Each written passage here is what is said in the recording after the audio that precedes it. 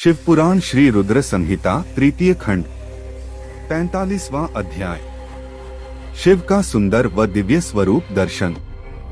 ब्रह्मा जी बोले, हे नारद, उस समय जब देवी मैना ने विष्णु जी के सामने इस प्रकार की शर्त रखी, तब मैंने तुमको भगवान शिव के पास जाने का आदेश दिया। तुमने वहां जाकर उनकी स्तुति की और उन्हें संतुष्ट किया।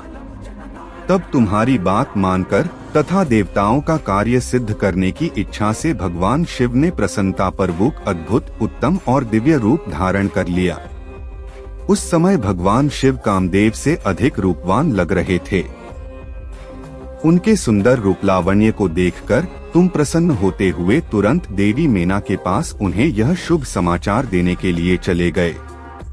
वहां पहुंचकर जहां देवी मैना बैठी थीं, उन्हें देखकर तुम बोले, हे शैलराज की पत्नी और पार्वती की माता मैना, आप चलकर स्वयं भगवान शिव के सुंदर और मनोहारी रूप का दर्शन करें। यह समाचार पाकर देवी मैना की प्रसन्नता की कोई सीमा न रही। वे आपको अपने साथ लेकर भगवान शिव के दर्शन करने के लिए गई। वहां पहुंचकर मैना ने भगवान शिव के परम आनंददायक सुंदर रूप के दर्शन किए। शिवजी का मुखारविंद करोड़ों सूर्यों के समान तेजस्वी, सुंदर एवं दिव्य था। उनके विशाल मस्तक पर चंद्रमा सुशोभित था। सूर्य ने उनके सिर पर छत्र धारण कर रखा था। भगवान शिव प्रसन्न मुद्रा में थे। वे ललित लावण्य से युक्त मनोहर गौरवर्ण चंद्रलेखा से अलंकृत होकर बिजली की भांति चमक रहे थे। विष्णु सहित सभी देवता एवं ऋषिमुनि उनकी प्रेम पूर्वक सेवा कर रहे थे। उनके शरीर पर दिव्य अलौकिक सुंदर वस्त्र व आभूषण शोभा पा रहे थे। गंगा और यमुना चंबर झुला रही थीं और अणिमा आदि आठों सिद्धियां मुग्ध होकर नाच गा रही थीं। इस प्रकार भगवान शंकर सुंदर व दिव्य रूप धारण करके बारात लेकर हिमालय के घर की ओर आ रहे थे। उनके साथ साथ में विष्णु जी तथा देवराज इंद्र भी विभूषित होकर चल रहे थे। उनके पीछे पीछे सुंदर एवं अनेकों रूपों वाले गण, सिद्ध मुनि व समस्त देवता जय जयकार करते हुए चल रहे थे। समस्त देवता इस विवाह को देखने के लिए बड़े ही उत्कंठित थे और अपने परिवार के साथ शिवजी के विवाह में सम्मिलित होने के लिए आए थे। विश्रवसु आदि गंधर्व व सुंदर अप्सराएं भगवान शिव के यश का गान करते हुए चल रहे थे। भगवान शिव के गिरिराज हिमालय के द्वार पर पधारते ही वहां महान उत्सव होने लगा। उस समय महादेव जी की शोभा अद्भुत व निराली थी। उनका सुंदर विलक्षण रूप देखकर पल भर के लिए मैना चित्रलिखित सी होकर रह गई। फिर प्रसन्नतापूर्वक बोली, हे देवाधिदेव महेश्वर शिवजी, मेरी पुत्री पार्वती धन्य है जिसने घोर तपस्या करके आपको प्रसन्न किया। मेरा सौभाग्य है कि परम कल्याणकारी भगवान सदाशिव आज मेरे घर पधारे हैं। भगवान, मैं अक्षम्य अपराध कर बैठी हूँ। मैंने आपकी बहुत निंदा की है। प्रभु, मैं आपसे दोनों हाथ जोड़कर क्षमा याचना करती हूँ।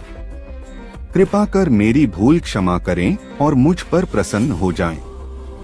इस प्रकार चंद्रमौली भगवान शिव की स्तुति करती हुई शैलप्रिया मैना लज्जित होते हुए नतमस्तक हो गई।